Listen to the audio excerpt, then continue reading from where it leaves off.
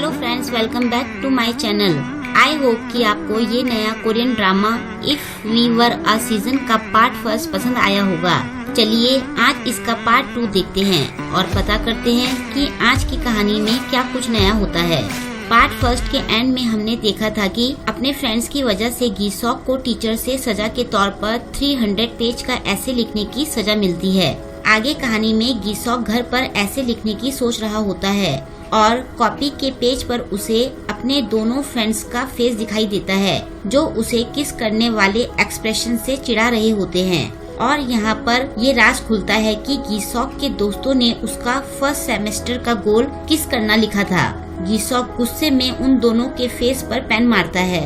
Teacher ने punishment के तौर पर उसे ऐसे में ये लिखने के लिए दिया होता है कि वो किसको कब और कहां और कैसे किस करना चाहेगा।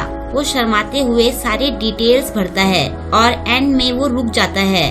एंड का सवाल ये रहता है कि वो किसे किस करेगा। वो कुछ सोचकर नाम लिखने वाला होता है कि तभी यून वहाँ आ जाती है। वो घबराहट में पेज छुपा देता है। यून उससे पूछती है कि वो क्या छुपा रहा है, लेकिन वो बात घुमा देता है। यून उसे कप नूडल्स देते हुए नूडल्स बनाकर लाने के लिए कहती है। यून बैठकर नूडल्स खा रही होती है और गीसॉक उसे देखकर कुछ सोच रहा होता है और कहता है कि ये पागलपन है। यून उसे कहती है कि तुमने ठीक कहा, इसलिए तुम अपने लिए भी नूडल्स ले आओ क्योंकि मैं तुम्हें अपने में से नहीं दूंगी। गीसॉक कहता है कि मैं ये नहीं सोच रहा था, तुम अपने नूडल्स खाओ। तभी यून बुक शेल्फ में से बड़े प्यार से गीसॉक को बुलाती है। गीसॉक थोड़ा नर्वस होता है। यून उससे खाने के लिए चावल मांगती है। ये सुनकर गीसॉक का पूरा मूड चेंज हो जाता है। थोड़ी देर बाद दोनों बैठकर मूवी देख रहे होते हैं। यून कहती है कि मुझे बिल्कुल पसंद नहीं आता जब मूवी के एंड में किस होती है। गीसॉक गुस्से में पूछता है कि किस करने में क्या गलत है। यून उससे पूछती है कि तुम ओवर रिएक्ट क्यों कर रहे हो, मुझे एंड में किस पसंद नहीं है। इससे ऐसा लगता है जैसे कि सब एंड हो गया है। गीसॉक कहता है कि यही तो एंडिंग है, सोच कर देखो। डेटिंग के स्टेप में क्या है, हाथ पकड़ना, गले लगाना और फिर किस करना, इसलिए एंडिंग में किस होती है। यून कहती है कि मेरे हिसाब से एक टाइट हग एंडिंग के लिए अच्छा होगा, इससे लगेगा कि अभी एंड नहीं हुआ है। उसकी ये बातें सुनकर गीसॉक उसे देख रहा होता है। फिर वो यून को घर जाने के लिए कहता है। यून घर आती है। वहाँ उसकी और उसके फादर में थोड़ी बातें होती हैं। उसके फादर के जाने के बाद उनके मोबाइल पर किसी का मैसेज आता है। यून मैसेज खोलकर पढ़ती है तो उसे लगता है कि उसके फादर का किसी और से अफेयर चल रहा है। नेक्स्ट डे किम सोच में डूबी होती है। गीसॉक उसके लिए लंच लेकर आता है और उसे लंच स्किप करने के लिए डांटता है। यून उसका मिल्क बॉक्स ललचाई नजरों से देख रही होती है तो वो उससे अपना मिल्क बॉक्स एक्सचेंज कर लेता है।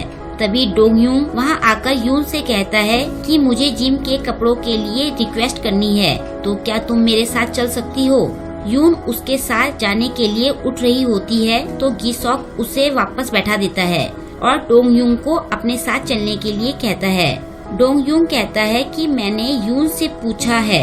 सब उसे देखते हैं तो गीसॉक उसके गले में हाथ डालकर उसे कसकर पकड़ते हुए कहता है कि मुझे भी टीचर्स के रूम में जाना है, और ऐसा कहकर वो उसे अपने साथ ले जाता है। नेक्स्ट सीन में यून और गीसॉक दोनों बास्केटबॉल कोर्ट में होते हैं। यून बास्केटबॉल शूटिंग की प्रैक्टिस कर रही होती है और गीसॉक उसका वीडियो बना रहा होता है। गीसॉक पूछता है कि क्या तुम अब डोंगयूंग के क्लोज हो गई हो। यून मना करती है। फिर यून उससे पूछती है कि तुमने अपने असाइनमेंट में क्या गोल लिखा। गीसॉक थोड़ा नर्वस होता है और उसे उसकी प्रैक्टिस करने के लिए कहता है। यून कहती है कि जितना ज्यादा तुम छुपा रहे हो उतना ज्यादा मेरा मन तुम्हारा गोल जानने के लिए कर रहा है, क्या तुम मुझे नहीं बताओगे। गीसॉक कहता है कि अब जब तुम इतनी ज्यादा बेचैन हो रही हो तो मैं तुम्हें बिल्कुल भी नहीं बताऊंगा। फिर यून अपनी प्रैक्टिस शुरू कर देती है और गीसॉक वीडियो बनाना शुरू कर देता है। घर जाते हुए यून कहती है कि मैं तो एक भी शॉट नहीं मार पाई, ऐसे तो मैं फिजिकल एजुकेशन की टीचर नहीं बन पाऊंगी। गीसॉक उसे अगले दिन दोबारा प्रैक्टिस के लिए आने के लिए पूछता है तो यून कहती है कि कल मुझे किसी से मिलने जाना है। गीसॉक उससे पूछता है कि तुम किससे मिलने जा रही हो, तुम्हारे सारे फ्रेंड्स को तो मैं जानता हूँ। तो वो उसे जवाब देती है कि तुमने मुझे अपना गोल नहीं बताया था, तो अब मैं भी तुम्हें नहीं बताऊंगी। फिर दोनों मस्ती करते हुए चले जाते हैं।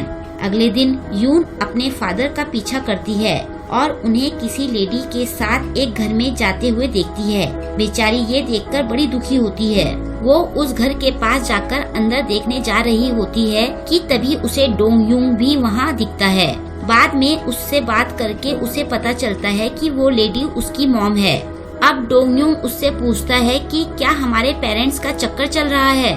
ये सुनकर यून और रोती है। फिर दोनों खिड़की से अंदर झांकते हैं तो उन्हें ऐसा कुछ नहीं दिखता। दोनों ये देखकर खुश होते हैं और वहाँ से भाग जाते हैं। डोंग यूंग यून से खाना खाने के लिए पूछता है।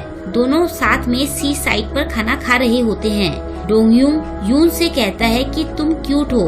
यून हैरानी से उसे देखती है। फिर वो यून से पूछता है कि क्या तुम ये बात सोने जाने से पहले याद करोगी।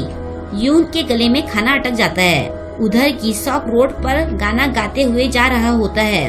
उसे यून की मदर सामान लेकर जाते दिखती है। वो उनकी मदद करता है। वो दोनों थोड़ी बातें करते हैं। फिर यून की मदर उससे पूछती है कि तुम यून के साथ लाइब्रेरी क्यों नहीं गए। उनकी बातें सुनकर गिसॉक सोच में पड़ जाता है और यहाँ पर if we were a season का सेकंड पार्ट खत्म हो जाता है। आपको ये पार्ट कैसा लगा मुझे जरूर बताइएगा। और अगर आपने अभी तक मेरे चैनल को सब्सक्राइब नहीं किया है तो चैनल को सब्सक्राइब करने के साथ ही बेल आइकन को भी दबा दीजिए। मिलते हैं नेक्स्ट पार्ट के साथ। Thank you.